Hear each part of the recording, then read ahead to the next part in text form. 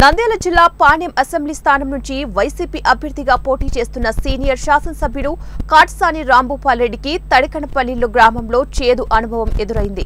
ఎన్నికల ప్రచారంలో భాగంగా తడికనపల్లి గ్రామంలో ఎన్నికల ప్రచారంలో పాల్గొన్న కాట్సాని రాంభూపాల్ రెడ్డి జనసేన అధినేత పవన్ కళ్యాణ్ పై అనుచిత వ్యాఖ్యలు చేయడాన్ని స్థానిక జనసేన కార్యకర్త ముస్లిం మైనార్టీ వర్గానికి చెందిన ఓ వ్యక్తి ఎమ్మెల్యే కాట్సాని వ్యాఖ్యలను అడ్డుకోవడంతో కాట్సాని వర్గీయులు ఆగ్రహానికి గురయ్యారు.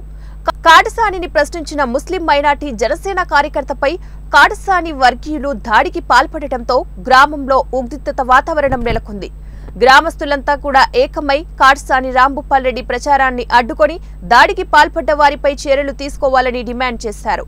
దీంతో కాటసాని వర్గీయులు గ్రామస్తుల మధ్య తీవ్ర వాగ్వివాదమే చోటు చేసుకుంది. ఈ సందర్భంలో పోలీసులు రంగప్రవేశం చేసి ఇరు వర్గాలను శాంతింపచేయడానికి ప్రయత్నించిన గ్రామస్తులు పోలీసుల తీరుపై మండిపడ్డారు.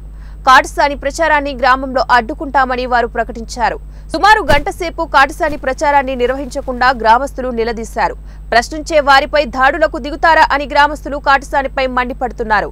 పోలీసులు న్యాయంగా వ్యవహరించి దాడికి పాల్పడ్డ వారిపై చర్యలు చేపట్టాలని, లేదంటే తమ గ్రామంలో కాటసానిని తిరగనివ్వమని గ్రామస్తులు హెచ్చరించారు. తీవ్ర ఉద్రిక్తతల నడుమ కాటసాని ప్రచారం ముగిసినట్లు తెలుస్తోంది.